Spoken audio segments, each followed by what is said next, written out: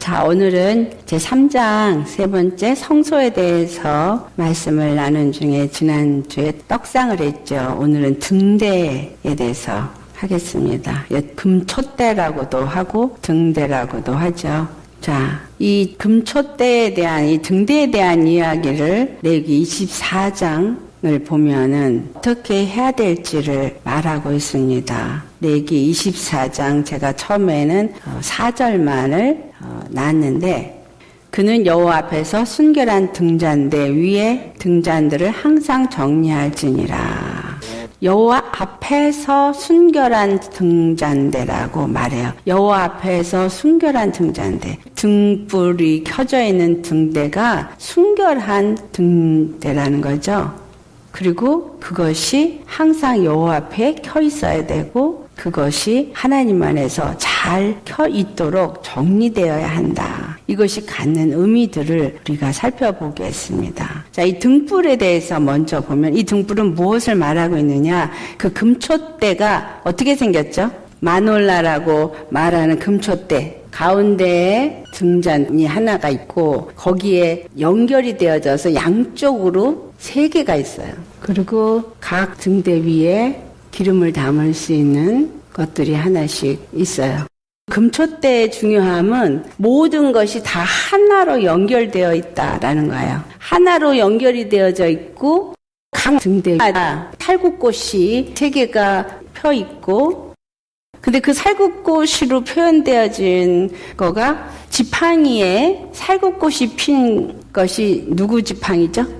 아론의 쌍난 지팡이가 그 살구꽃을 피웠어요. 근데 이 금촛대에 똑같은 꽃이 있다라는 거예요. 마놀라 가운데 하나를 중심으로 해서 양쪽으로 3개씩 있다라는 거. 그리고 그 모든 것이 3개의 살구꽃이 있으면서 이 모든 것이 금으로 만들었는데 다 연결이 되어져 있는데, 이것은 바로 교회를 의미한다라는 거예요. 그렇다면 교회는 무슨 교회예요? 7교회. 그 계시록 2장하고 3장에 7교회가 나오죠. 그 7교회라는 거는 에베소에 있는 교회, 서마나 교회, 사대 교회, 라오디게아 교회, 거기에 이렇게 위치된 교회들이 있지만, 실질적으로는 하나님에게 속한 그리스도의 교회가 바로 7이라는 숫자의 의미를 갖고 있듯이, 7교회는 바로 그리스도의 교회의 어떤 형태, 말하자면 그들의 신앙의 모습들을 계시록 2장 3장에 다 말하고 있다라는 거예요. 이 등불은 그래서 그리스도의 교회를 상징합니다.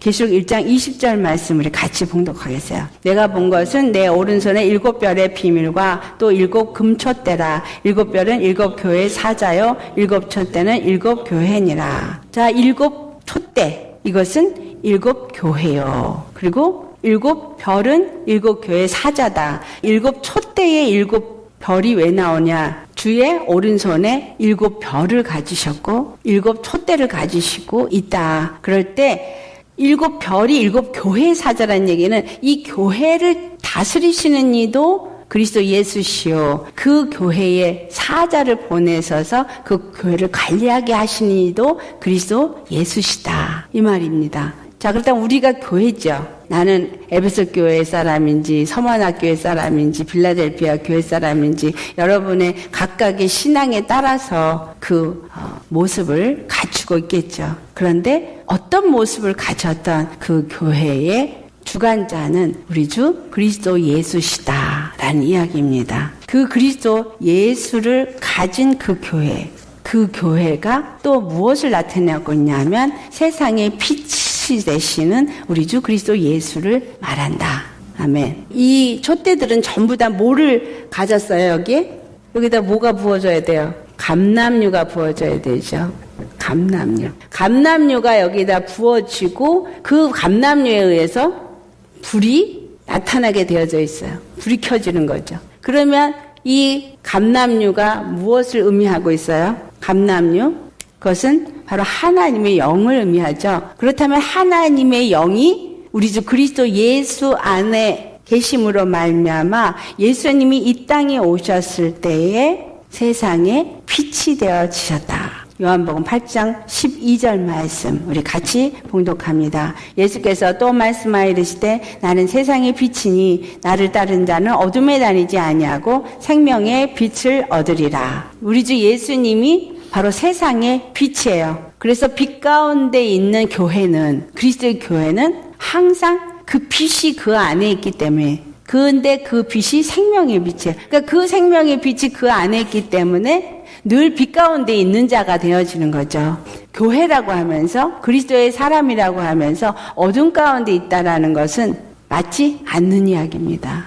계시록 21장 23절 말씀에 그 예루살렘, 새 예루살렘 성전에 대한 이야기를 말하는데, 그 예루살렘 성전을 보니까 해나 달의 비침이 쓸데없더라. 이는 하나님의 영광이 비치고 어린 양이 그 등불이 되심이라 라고 말하고 있어요. 자, 이 성전 안에 빛이 있는데 그 해나 달 같은 빛은 필요가 없고 그 안에 어린 양이 등불이 되시기 때문이다. 여기서 우리가 분명하게 아셔야 하는, 그거는 내가 예수 그리스도를 영접한 자다. 그래서 내가 그리스도의 교회다라고 말한다면 나에게서는 반드시 그 어린 양의 등불이 내 안에 있을 것이다. 있어야 한다라는 것이에요. 나 각 개개인 한 사람만 있는 것이 아니라, 만약에 교회란 이름으로 어떤 공동체가 세워져서 그들이 모여서 그리스도의 교회라고 말한다면 그 안에 반드시 생명의 빛이 비춰져야 한다라는 거예요. 생명의 빛이 비춰진다 라면 어떤 걸까요?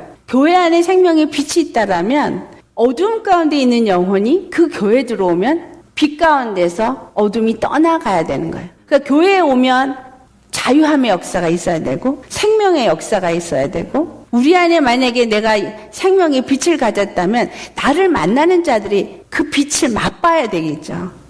믿는 사람인데 어떤 믿는 사람을 만나면 영혼이 살아나는데, 어떤 믿는 사람을 만나면 괜히 불쾌해지고 기분이 나빠지고 뭔가 짜증이 나고 그런 일이 있다. 그렇다면 무엇을 말하고 있을까요? 만났을 때 기쁘고 살아나면 그 사람에게는 빛이 있는 거지만, 만났을 때 짜증이 나고 괜히 그 사람이 있는 곳에서 괜히 나까지도 나쁜 인플루언스가 돼서 어둠의 영의 역사가 미쳐지는 사람은 내가 어둠을 사람들한테 끼치는 사람이 되어지는 거예요. 나는 세상에 어둠을 끼치는 자가 되기를 원하십니까? 아니면 빛을 끼치는 자가 되기를 원하십니까? 어디에 있든지 우리가 그리스도의 사람이라면 우리는 빛을 비추는 자가 되어야 하는 거예요. 어디 가든지 생명의 빛을 비추는 자는 사람을 살리게 하고 사람으로 하여금 예수 그리스도께 인도하는 그런 자가 되어지는 것. 이것이 바로 그리스도의 교회입니다. 그래서 그리스도의 교회를 세상의 빛이다 라고 표현하죠. 마태복음 5장 14절에서 16절 말씀 우리 같이 봉독해 보겠습니다. 너희는 세상의 빛이라. 산이 있는 동네가 숨겨지지 못할 것이요 사람이 등불을 켜서 말 아래에 두지 아니하고 등경 위에 두나니 이러므로 집안 모든 사람에게 빛이 있느니라. 이같이 너희 빛이 사람 앞에 비치게 하여 그들로 너희 착한 행실을 보고 하늘에 계신 너희 아버지께 영광을 돌리게 하라. 아멘. 분명히 여러분 생각하셔야 돼요. 내가 성소에 들어간 믿음의 사람이냐 아니면 뜰에 속한 믿음의 사람이냐. 여기서 판가름이 나죠. 내가 성소에 들어간 믿음의 사람이면 내 안에 빛이 있어요. 생명의 빛이 있어요. 그렇다면 나로 인해서 그 빛을, 오늘 이 마태복음 5장 14절 말씀에 동네가 숨겨지지 못한다 그랬어요. 빛이 있는 사람은 절대로 숨겨지지 못한다는 거예요. 예수 생명이 있는 사람은 숨겨질 수가 없는 거예요. 왜? 얼굴에 그 빛이 나타나니까. 예수님의 영이 내 안에 충만해지면 충만할수록 얼굴이요, 이 거울이거든요. 마음의 거울. 그래서 얼굴 빛깔이 변해요. 검은 얼굴이 환하게 바뀌어져요. 마음에 근심을 해보세요. 그럼 얼굴이 금방 잿빛이 됩니다. 영의 눈이 떠진 사람들은 사람의 얼굴의 빛깔을 보고도 그 사람의 영혼이 어느 정도인지를 분별해요. 그 얼굴을 보면 나타나요. 그 얼굴에 다 써 있거든. 숨길 수가 없다는 거예요. 불을 켜가지고 내가 불이 있다면, 내 안에 생명이 있다면 가만히 있지 않는다는 얘기예요. 그 생명을 전하지 않고는 견딜 수가 없고, 또 이 빛이 있으면 어둠을 내어쫓는 역할을 하는 자가 된다라는 거죠. 이러므로 집안 모든 사람에게 비치느니라. 자, 나는 집안 모든 사람에게 생명의 빛을 비추는 사람입니까? 아니면 어두움을 비추는 사람입니까? 어떤 사람이 집안에 한 사람이 짜증이 나서 얼굴이 굳어져 있고 신경질을 바락바락 부리고 있으면요, 그 집안에 있는 모든 사람들에게 다 그 어두움을 끼쳐서 다 더럽혀요. 이걸 더럽힌다고 표현합니다. 영적으로 더럽혀요. 그래서 기분이 그냥 덩달아 다 나빠지는 거예요. 옆에서 식구 하나가 소리 지르고 신경질 내봐요. 그러면 갑자기 그 주위 분위기가 다 망쳐버려요. 우리는 적어도 그리스도를 믿는 사람으로서 사람들 앞에 생명의 빛을 비추는 자가 되셔야 합니다.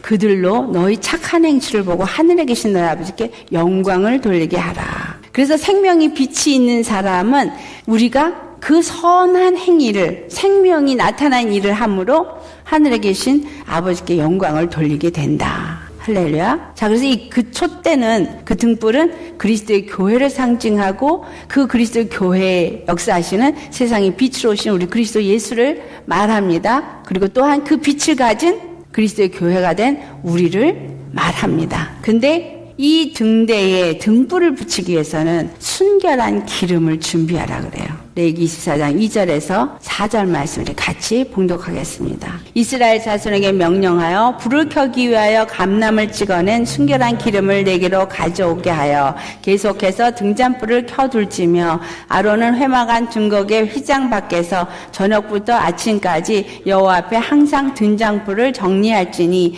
이는 너희 대대로 지킬 영원한 규례라. 그는 여호와 앞에서 순결한 등잔대 위에 등잔불을 항상 정리할지니라. 아멘.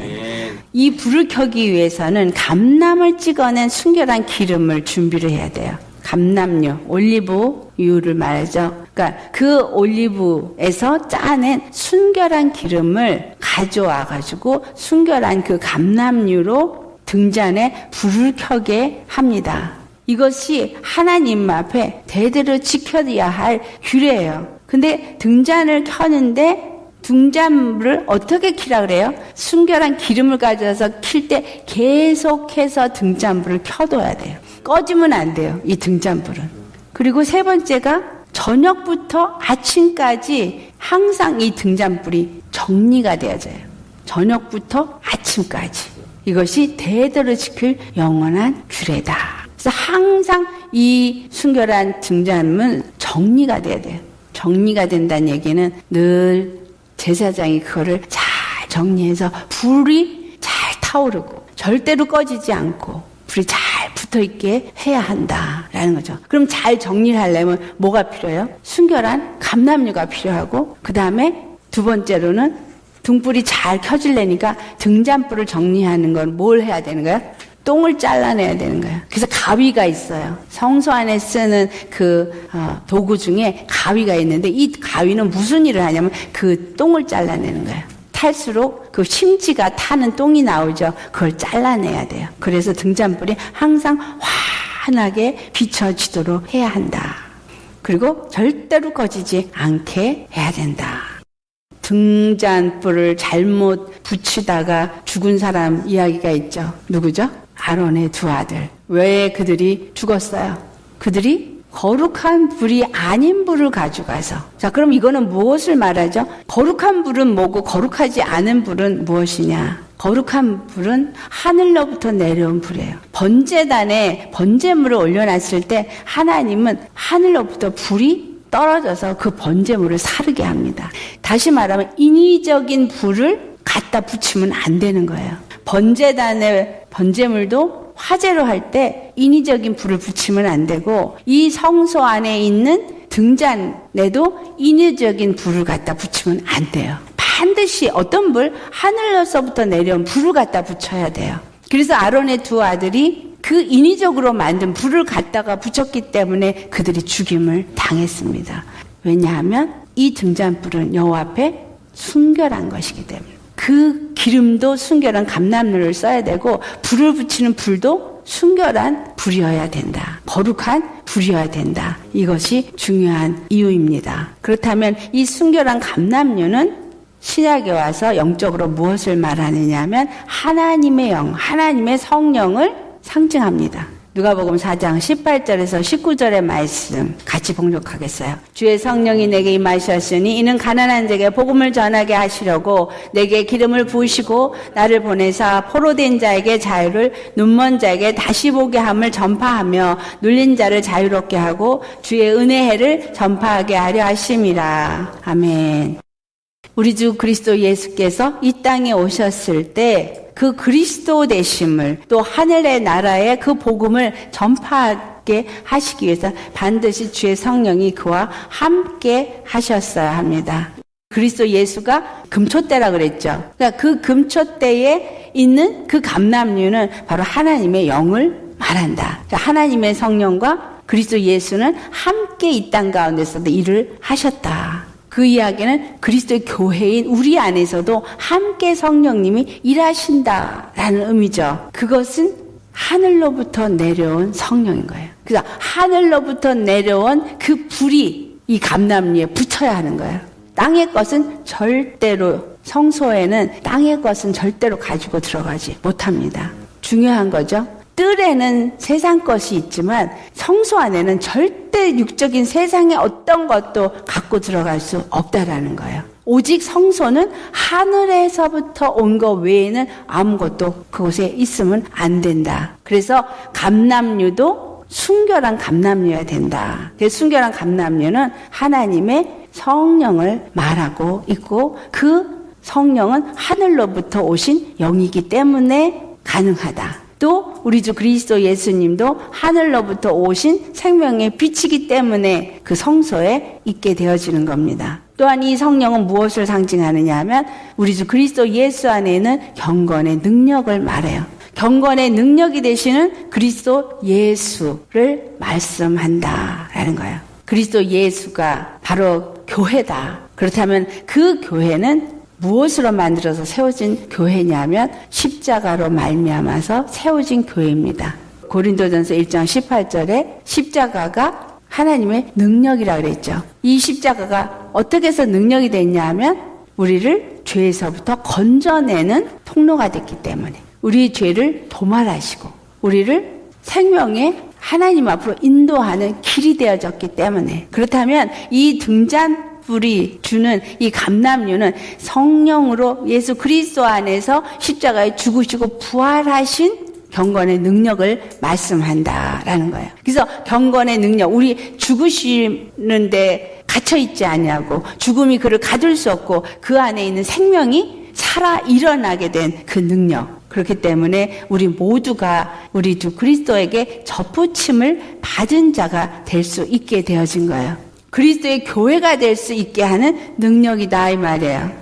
우리가 어떻게 그리스도의 교회로, 어떻게 우리가 그리스도의 그 능력을 가진 자가 되어지냐? 반드시 접붙임을 받을 때, 어디로부터? 죄에 속한 아담으로부터, 또 거룩한 우리 주 그리스도께 접붙임을 받는 자가 되어질 때에 우리는 이와 같은 하나님의 경건의 능력을 가진 그리스도의 교회가 되어질 수 있게 되어집니다. 이것을 다른 말로 바꿔서 말하면 신령한 그리스도인이다 라고 말하고 그리스도의 교회다 라고 말하죠. 이 신령한 그리스도인들이 세상에 나아가서 그리스도를 증거할 때, 그 십자가를 증거할 때 무엇으로 그 십자가를 증거하냐? 내 안에 임한 하나님의 영으로, 내 안에 임한 십자가의 경건의 능력으로 나아가서 그리스도의 증인이 되어진다라는 거예요.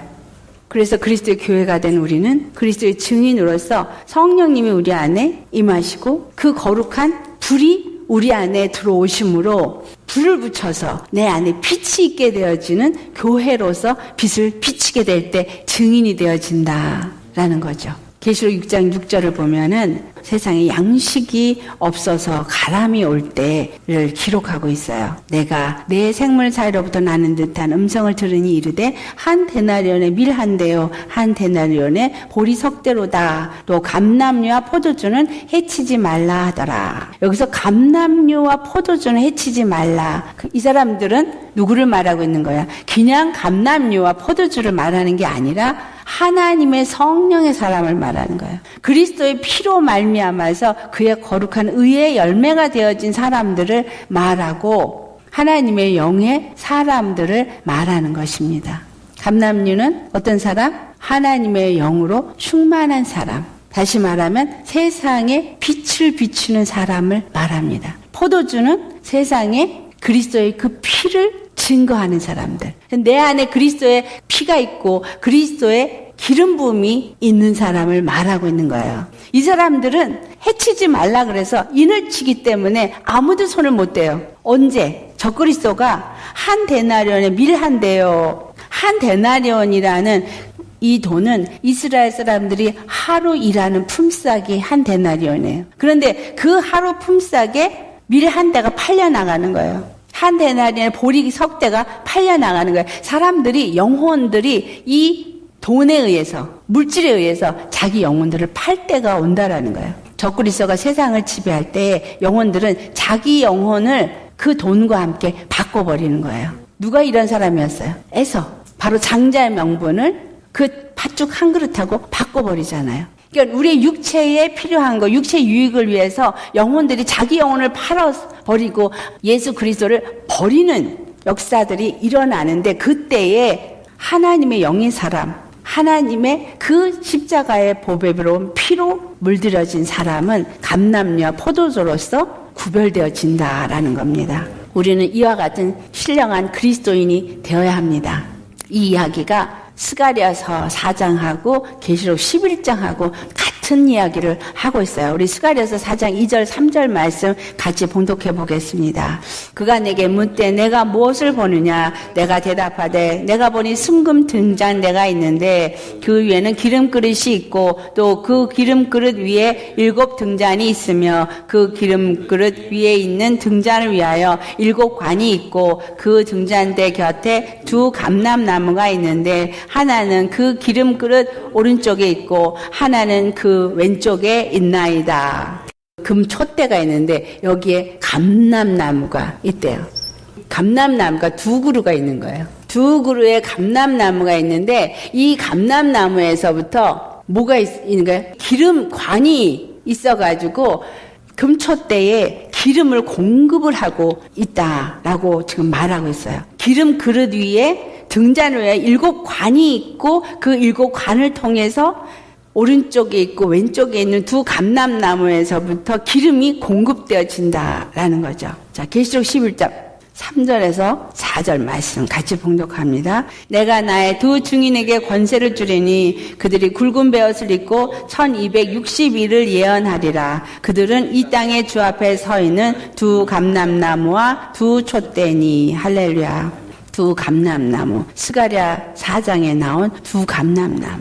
그런데 이 사람들은 또 2 촛대도 된다라고 말하니 이 촛대에 바로 감람류를 붓는 이 사람들은 어떤 사람이냐? 성령의 사람이다라는 거예요. 이 성령의 사람이 계시록 11장 이 4절 그 이후로 쭉 보면 그리스도에 대한 증거를 하기 때문에 사람들이 아주 괴로워하는 걸 기록하고 있어요. 그리고 이 2 증인이 죽었을 때 아주 박수치며 좋아하고 하지만 이 2 증인은 나중에 다시 살아서 하늘로 하나님 앞에 불려 올라가는 것을 기록하고 있습니다. 마지막 때에 그리스도의 교회에 하나님의 성령의 기름을 붓는 사람, 이런 사람이 바로 감람류와 같은 사람입니다. 하나님의 말씀을 온전히 받고 하나님의 영으로 온전히 우리 안에 채워져서 입을 열 때마다 뭐가 나와야 돼요? 생명의 빛이 나오고 입을 열 때마다 하나님의 성령의 기름 부음의 말씀이 흘러나오는 사람이어야 되는 거예요. 그런 사람들이 교회에다가 성령의 말씀을 주니 그 영혼들이 살아 일어나게 되어지는 거예요. 근데 살아 일어나는 영혼들은 그 말씀을 받아서 빛을 비추고 살아나지만 그렇지 아니하는 사람들은 이를 갈면서 이 기름 부음을 나누는 감람나무가 되진 그리스도의 증인을 죽인다라는 거예요.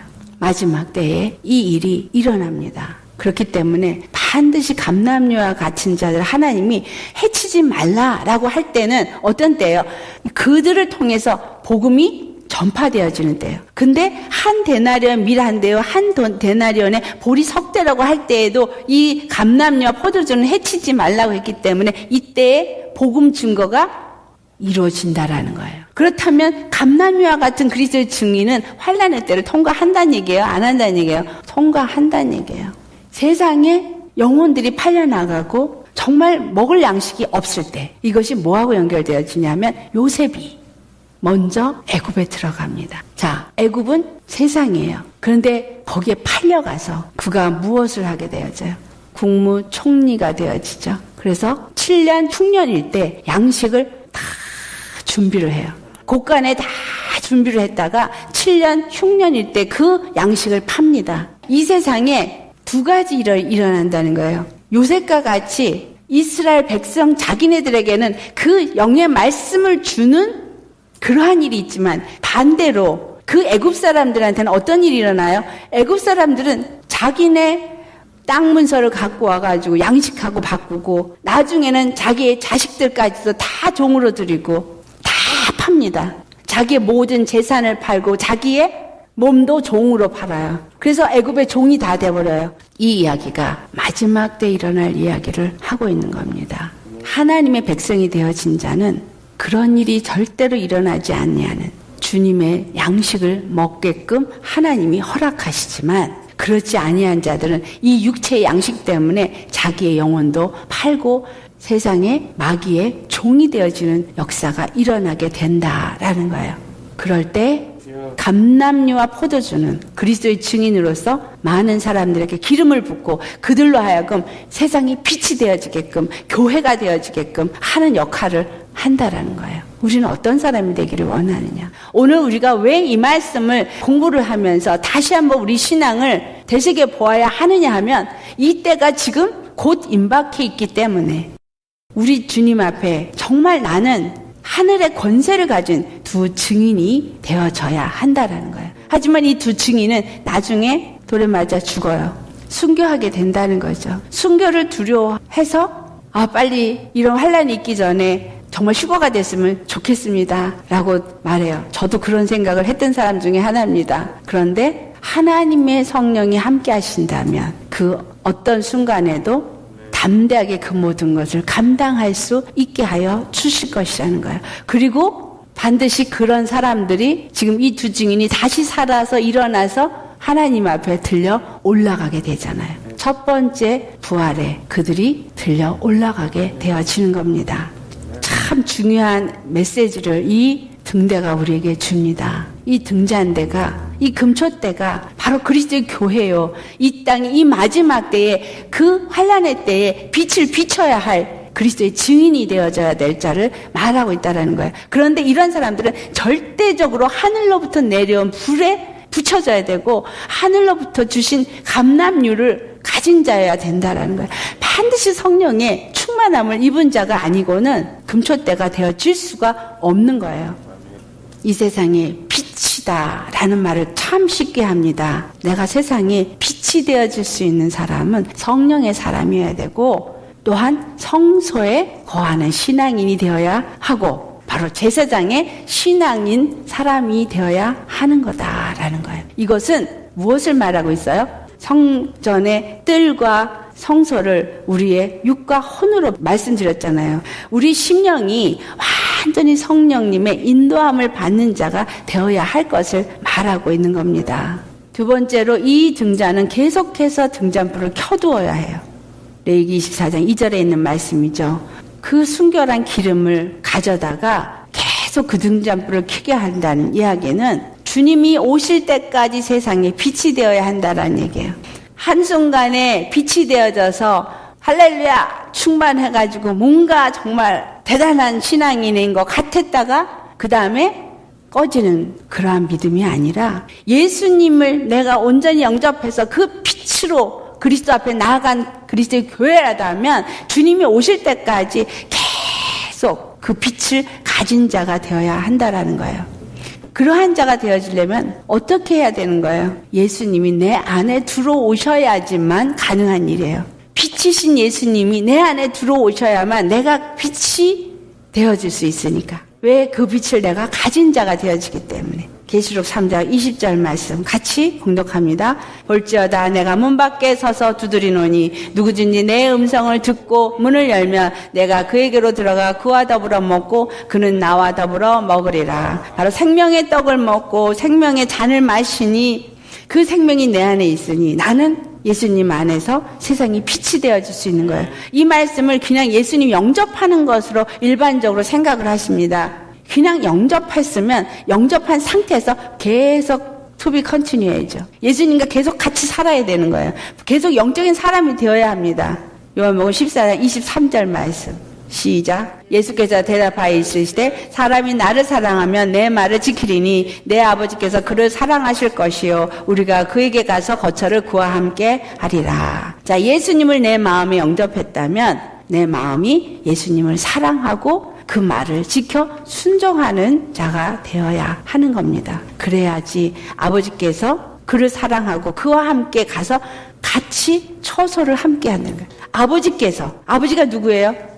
보좌에 앉으시니. 그러니까 예수님을 사랑하고 예수님의 말씀을 지키면 그 보좌가 내 심령 안에 있는 것이고 나는 그 아버지 안에서 함께 거하는 자가 되어지는 거다라는 거죠. 계시록 3장 20절에 문을 열면 내가 그에게 들어가고 그와 더불어 먹고 그와 더불어 함께 한다.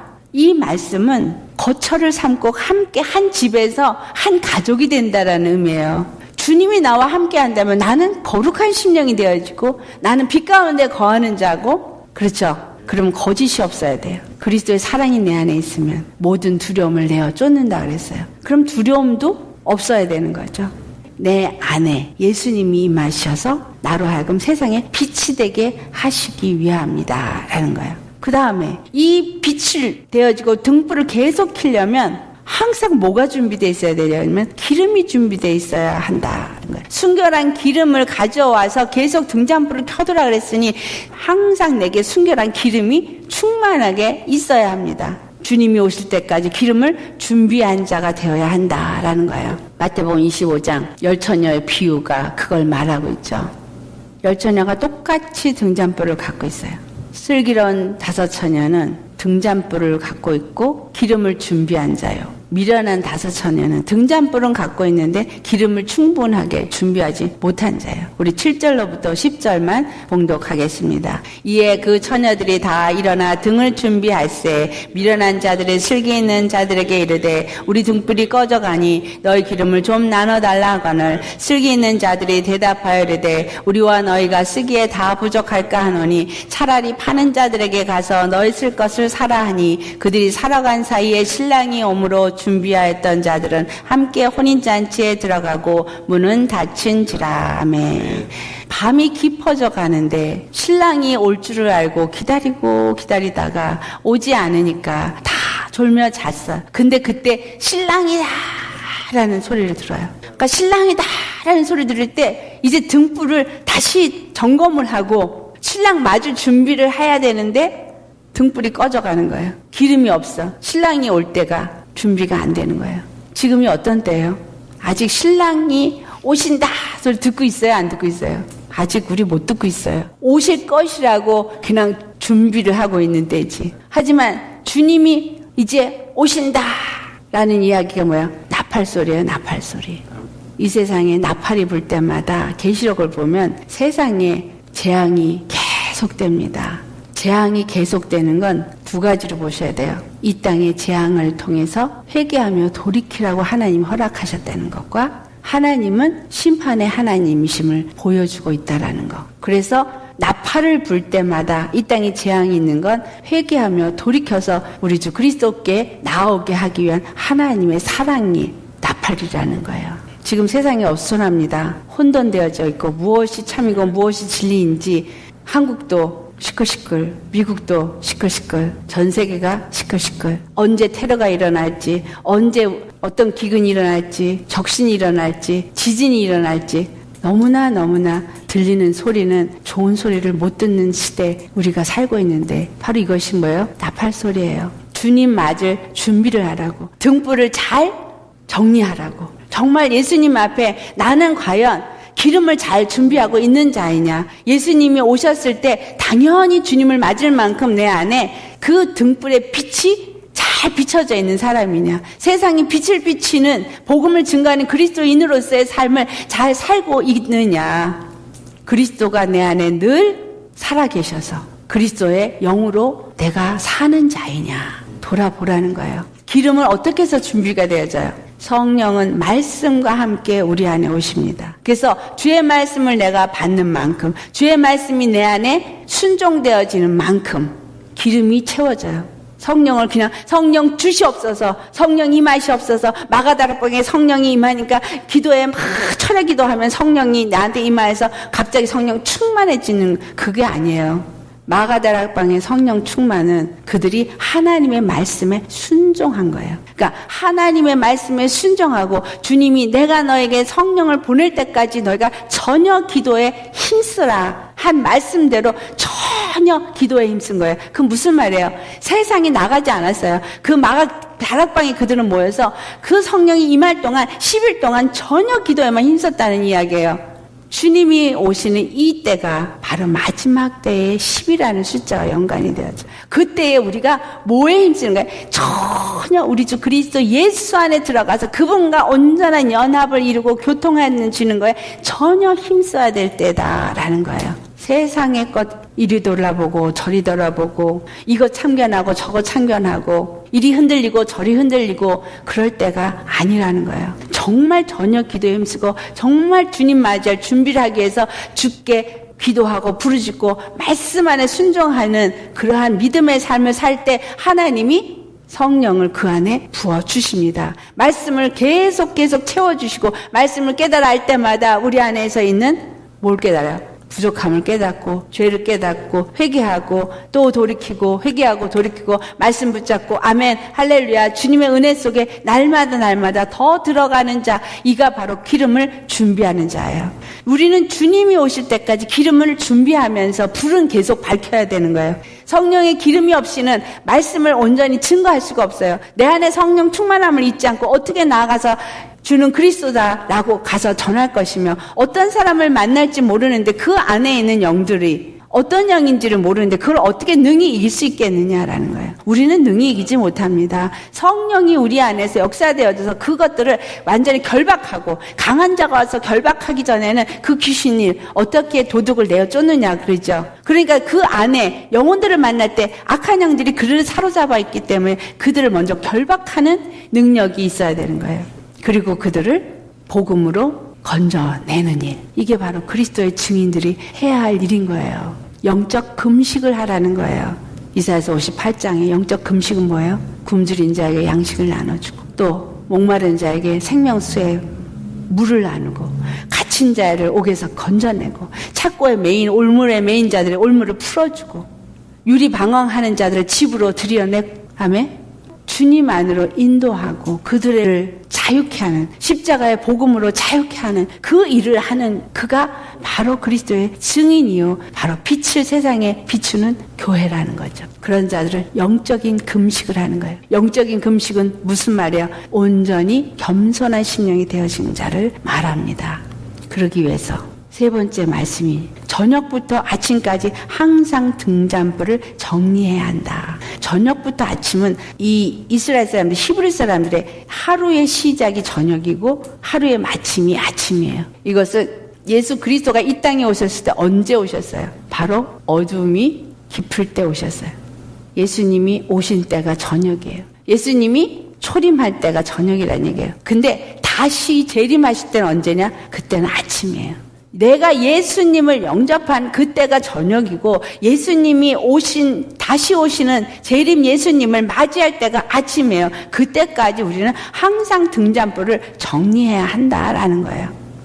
항상 내가 그 등잔불을 정리하는 것은 항상 깨어있어서 성령의 비침을 받는 그러한 심령이 되어져야 한다라는 이야기입니다. 항상 성령의 비침을 받으면 내가 조금이라도 말에 실수가 있거나 아니면 생각과 마음에 하나님 앞에 범죄하거나 이 모든 것들을 순간순간 성령이 알게 해주세요. 그래서 바로바로 회개하게 되죠.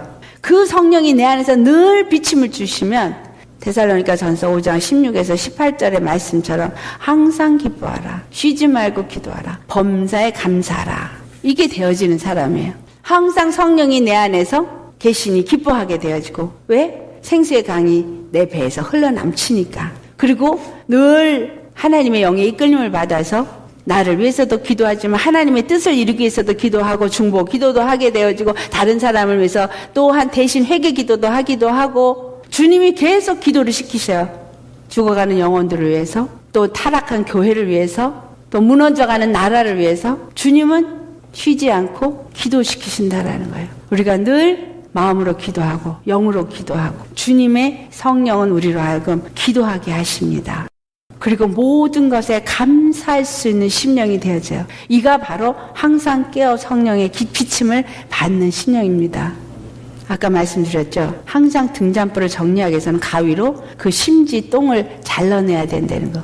태워진 만큼 불이 내게 임해서 그 말씀에 의해서 내 심령이 불붙어서 말씀으로 순종되어져 나가져 가는 만큼 내 안에서 죄악은 드러나게 되어져 있어요. 그래서 반드시 회개 역사는 주님 오실 때까지 일어나게 되어져 있다라는 거죠. 그로 인해서 두 번째, 이 저녁부터 아침까지 등잔불이 정리되어지는 사람은 그리스도 예수 말씀의 빛 가운데에서 기도하는 사람이에요. 내 심령이 늘 기도하는 사람. 뭐라 그러냐면 마태복음 26장 41절에 마지막 때에 일어날 일을 말씀하신 후에 이 이야기를 합니다. 시험에 들지 않게 깨어 기도하라. 마음에는 원이로되 육신이 약하도다. 우리 육체가 있는 동안에 우리 육체는 약하다는 거예요. 그래서 우리 육체는 마음대로 안 돼요. 그렇기 때문에 기도해야 되는 거예요. 늘 기도하는, 깨어서 늘 기도하고 내 영적 상태를 늘 돌아보고 무엇이 내가 하나님 앞에 온전하지 못한가를 늘 돌아봐야 돼요. 내 영을 분별해야 돼요. 남의 영혼을 분별하기, 그것도 중요하죠. 근데 더 중요한 건 내 영을 분별하는 게 더 중요해요. 내가 살고 죽느냐가 달려있으니까 내 영을 계속 돌아봐서 내가 하나님 앞에 온전치 않은 게 무엇인가, 그것을 계속 기도하면서 나아가야 합니다.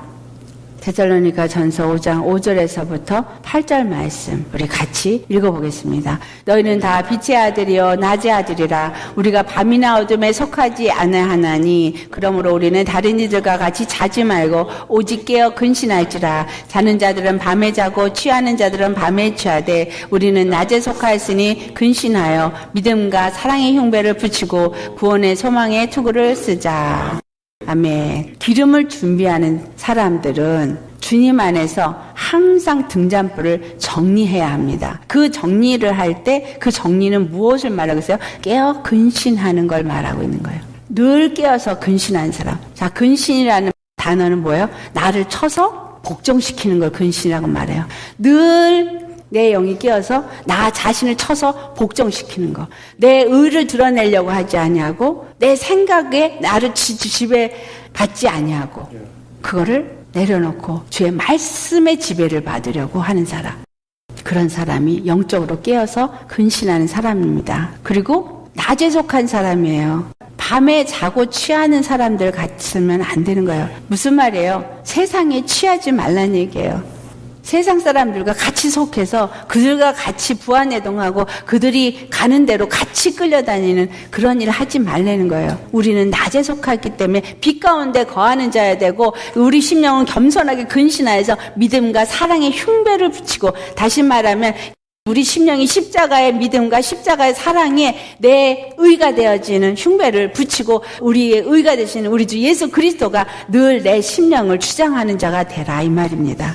이것이 바로 등대예요. 하나님의 교회가 되어진 등잔불. 바로 성소에 있는 성소 신앙인이 되어진 사람, 성령의 사람을 말합니다. 이 등대를 어디다 놓으라고 말하냐면 남편에 놓으라 그래요. 출애굽기 20장 35절을 보면 그 장 바깥 북편에 상을 놓고 남편의 등대를 놓아 상과 대하게 할지며. 자, 떡상은 북편에 놓고 등대는 남편에 놓고 서로 마주보고 대하게 하라 그래요.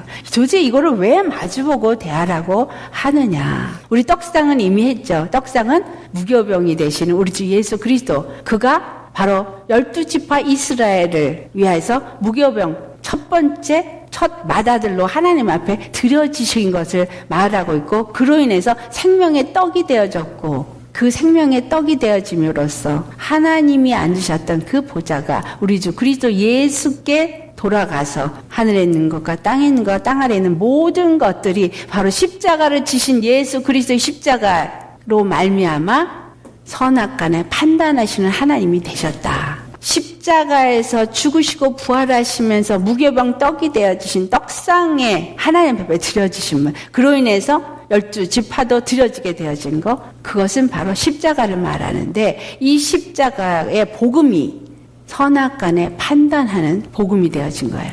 그렇다면 그 반대편에 있는 이 등대는 무엇을 말하냐? 성령이 바로 누구를 증거해요? 생명의 떡으로 오신 우리 주 예수 그리스도를 증거합니다. 바로 십자가의 복음이 무엇인가를 이 성령이 증거하는 거예요. 그래서 성령은 뭐를 비춰줘요? 떡상을 비춰줘야 돼요. 금초 때는 떡상을 향해서 빛을 비춰야 되는 거예요. 요한복음 15장 26절 같이 봉독합니다. 내가 아버지께로 너에게 보낼 보혜사 곧 아버지께로서 나오시는 진리의 성령이 오실 때에 그가 나를 증거하실 것이요. 성령은 우리 주 그리스도 예수를 증거하기 위해서 오셨어요. 그래서 빛을 비추는 거예요. 빛을 비추면 뭘 비춰요? 이 성령의 빛은 말씀이 생명이 됨을, 우리 안에 생명이 되게 함을 일하는 거예요. 내 안에 말씀이 들어오면 그 말씀이 생명이 되게 하는 일을 누가 하는 거예요? 성령님이 하시는 거예요. 서로 마주보고 대하게 한 것이 바로 이런 의미가 있다. 두 번째, 어떤 의미를 가느냐? 하나님의 성령은 자유로 말하지 않아요. 바로 예수님만이 주권이라는 거예요. 선악간에 판단하시는 이가 우리 주 그리스도 예수시요, 성령은 자유로 말하지 아니하고 오직 우리 주 그리스도께서 알게 하시는 것만 한다는 거예요. 요한복음 16장 13절 말씀 시작. 그러하나 진리의 성령이 오시며 그가 너희를 모든 진리 가운데로 인도하시리니 그가 자유로 말하지 않고 오직 듣는 것을 말하시며 장래일을 너에게 알리시리라. 아멘. 그리스도 예수 안에서 하는 모든 일들을 다 성령이 우리에게 알게 하지만 어디로부터 온 거냐면 바로 우리 주 그리스도 예수 안에서 그 진리로 알게 하는 것만 우리로 알게 한다라는 거예요. 창세기 2장 16절 17절 말씀이 그 동산에 있는 선악과를 먹지 말라고 해요. 내가 그걸 먹는 날엔 정령 죽으리라. 그 선악과를 알게 하는 나무를 실과를 먹지 말라는 이 선악과는 무슨 나무냐? 선과 악을 판단하게 하는 나무, 바로 생명나무가 되신 우리 주 그리스도 예수를 말합니다. 바로 십자가에 그 복음이 생명의 떡이 되어지고 선악을 알게 하는 주권이 되어진 거예요. 공의가 되어진 거예요. 그 공의를 무엇이 비추는 거예요? 성령이 비추는 거예요. 성령은 선악간에 판단할 능력이 없어요. 성령은 서포터예요. 카운슬러. 그래서 성령이 바로 예수가 그리스도였음을 증거하시고 예수 그리스도의 십자가의 복음이 바로 하나님의 공의가 됨을 증거하고 그 십자가의 복음이 어떠한 것인가를 우리에게 알게 하고 그 십자가를 통해서 주시는 그 사랑과 은혜가 무엇인지를 우리한테 알게 하고 이 말씀이 살아서 역사되어지도록 우리 안에서 알게 하는 이 모든 일을 성령이 하시지만 이 모든 것은 다 우리 주 그리스도 예수를 나타내는 일을 하신다라는 거예요. 그래서 남쪽에 이 금초대를 두라고 말한 거예요. 그래서 금초대를 누가 들었다 그래서 손에 오른손에 금초대를 가지신 이는 우리 주 예수 그리스도셨다. 그리스도의 교회도 성령의 인도함을 받아야 할 것을 말하고 있는 거예요. 아멘. 그리스도의 교회가 된 우리들은 바로 성령의 인도함을 받지 않고는 예수를 그리스도라 시인할 수가 없어요. 예수 그리스도의 뜻이 무엇인지를 알 수도 없어요. 이 땅 가운데 하나님이 이루고자 하시는 그 뜻이 무엇인지 알 수 없기 때문에 잘못 믿고 잘못 행할 수 있다라는 거예요. 그리스도의 교회는 반드시 성령의 인도함을 받아야 할 것을 말합니다. 왜? 교회의 머리는 그리스도 예수이기 때문에. 할렐루야. 에베소 1장 21절 22절 말씀 같이 봉독하겠습니다. 모든 정사와 권세와 능력과 주관하는 자와 이 세상뿐 아니라 오는 세상에 일컫는 모든 이름 위에 뛰어나게 하시고 또 만물을 그 발 아래 복종하게 하시고 그를 만물 위에 교회의 머리로 주셨느니라. 우리 주 그리스도 예수는 교회의 머리예요. 근데 그 교회의 머리 되시는 그리스도를 서포터하고 그것이 머리가 온전히 될 수 있게 하는 일을 하시는 분이 성령님이에요. 에베소 2장 1절 말씀 같이 봉독합니다. 에베소 교회 사제에게 편지하기를 오른손에 7뼈를 붙잡고 7 금촛대 사이에 다니신 이가 가라사대. 우리 주 예수님은 촛대를 붙잡고 그 7 금촛대 사이를 다니시는 분이에요. 그분이 다 통치하시고 다스리시는 분이시다. 만약에 성령의 인도함을 받지 않는 교회는 배도하게 된다라는 것을 말합니다. 우리가 성령의 인도함을 받지 않냐면 우리는 언제 배신하고 그리스도를 버릴지 몰라요. 데살로니가 후서 2장 3절에서 4절 말씀 같이 봉독합니다. 누가 아무렇게 하여도 너희가 미혹하지 말라. 먼저 배도하는 일이 있고 저 불법의 사랑 곧 멸망의 아들이 나타나기 전에는 이르지 아니하리니 저는 대적하는 자라. 범사에 일컫는 하나님이나 숭배함을 받는 자 위에 뛰어나 자존하여 하나님 성전에 앉아 자기를 보여 하나님이라 하느니라. 아멘. 그리스도의 교회인 우리는 반드시 성령의 인도함을 받아서 하나님이 원하시는 뜻대로 우리가 순종하지 않으면 배도하게 되고 결국은 자기가 하나님의 성전에 앉아서 하나님을 대적하는 자가 된다라는 거예요. 사단의 영이 그를 사용한다. 그래서 껍데기는 그리스도인이요, 껍데기는 하나님의 사람인지 모르지만 그 안에 성령의 이끌림을 받고 성령의 인도함을 받는 교회가 아니라면 언젠간 변질해서 배도한 교회가 된다. 근데 이 배도한 교회는 어떤 자가 되냐면 적그리스도의 권세를 받아서 교회를 핍박하는 음녀가 됩니다. 계시록 17장 우리 3절에서 5절 말씀 같이 봉독하겠어요. 곧 성령으로 나를 데리고 광야로 가니라. 내가 보니 여자가 붉은빛 짐승을 탔는데 그 짐승의 몸에 참남된 이름들이 가득하고 7 머리와 10뿔이 있으며 그 여자는 자줏빛과 붉은빛 옷을 입고 금과 보석과 진주로 꾸미고 손에 금잔을 가졌는데 가증한 물건과 그의 음행에 더러운 것들이 가득하더라. 그 이마에 이름이 기록되었으니 비밀이라 큰 바벨론이라 땅의 음녀들과 가증한 것들의 어미라 하였더라. 아멘.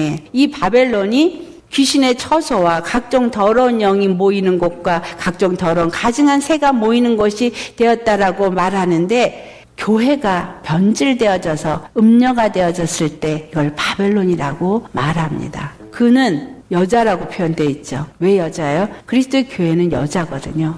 신랑이신 그리스도의 아내예요. 그런데 그가 남편을 버리고 배도를 해서 음녀가 되어진 거예요. 그가 자줏빛 옷을 입었대요. 우리 주 예수님을 믿는 사람들은 왕같은 제사장이에요. 그러니까 자줏빛 옷을 입은 사람이에요. 그렇다면 이 음녀는 자줏빛을 입었다는 얘기는 하나님의 영권이 나타나는 것 같은 그런 자리에 있는 자를 말하고 있어요. 또 그 다음에 붉은빛 옷을 입었어요. 예수 그리스도의 피를, 십자가의 피를 힘입은 자 같이 보여집니다. 또 금과 보석, 믿음도 있어 보이고 생명도 있는 것 같고 진주로 꾸며 어떤 겸손의 모양도 갖고 있고, 그런데 그가 손에 금잔을 가진 것은 더러운 것으로 가득한 금잔을 가졌더라. 기도도 하는데 그게 더러운 하나님의 영이 아닌, 하나님의 영으로 이끌림을 받는 교회가 아닌 그러한 음녀다라는 거예요. 그들이 7 머리래요. 10뿔이 있대요. 능력도 있어요. 10뿔은 능력을 말해요. 7은 뭐예요? 하나님의 교회, 그리스도의 교회가 7인데 7 머리가 되어져 있으니 이들이 바로 예수 그리스도를 대적해서 자기 스스로가 높아져 버린 자들이 된 배도한 교회의 모습이다. 그들이 붉은빛 짐승을 탔다. 이 붉은빛 짐승은 바로 적그리스도를 말하고 있습니다. 적그리스도가 능력을 줘서, 말하자면 물질의 능력이 주어지고 권세가 주어지고 대단하게 이 땅 가운데서 영광을 누리는 모습을 가진 교회의 모습을 말하고 있다라는 거예요. 짐승을 탄 그 짐승의 몸에는 참남된 이름이 가득하다. 더러운 것들의 이름이 가득한 그런 우상들, 그 우상을 섬기는 그러한 자들이 적그리스도로서 지배하는 세상이 될 때 교회가 배도되어져서 그 권세를 타고 교회의 모습으로 세상에 마치 구원을 줄 것 같은 그리스도의 모습으로 나타난다 이 말이에요.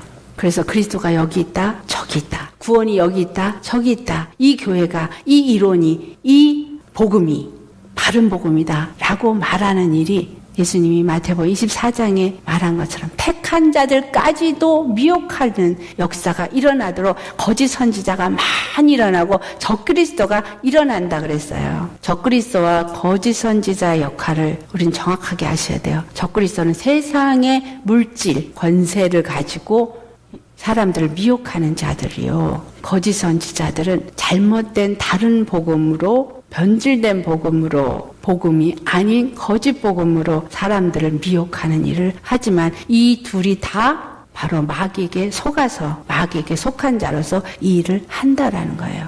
우리가 성소신앙이 되어져서 성령의 기름 부음을 받은 순결한 감람류를 가진 자로서 그리스도의 영의 이끌림을 받는 교회가 되어지지 않는다면 언제 내가 배도할지 아무도 모릅니다. 참으로 시작은 많은 목사님들이 순수하게 정말 고생하면서 오직 그리스도만을 전하면서 시작을 합니다. 근데 나중에 어떤 명예가 있고 돈이 있고 그렇게 높은 자리로 올라가다 보면 나도 모르게 그리스도를 증거하는 자가 아니라 내가 그 자리에 섬김을 받는 그 자리에 앉아 있어서 우상이 되어져 있는 그 일이 일어난다라는 거예요. 우리는 주님 앞에서 이 금초대를 통해서 우리에게 주시는 말씀 중요한 거 3가지가 첫 번째 순결한 기름이 있어야 된다. 두 번째 계속해서 등장불을 켜두어야 한다. 언제까지? 주님 오실 때까지. 그리고 그 등잔불이 잘 불이 켜지도록 하기 위해서 저녁부터 아침까지 등잔불을 잘 정리해야 된다라는 겁니다. 잘 정리하기 위해서 어떻게 해야 돼요? 우리 영혼이 항상 깨어서 성령의 비침을 받는 심령이 되어야 합니다. 근신하는 심령이 되어야 하고 영적으로 늘 깨어서 성령의 이끌림을 받는 저와 여러분 되시기를 예수의 이름으로 축원합니다.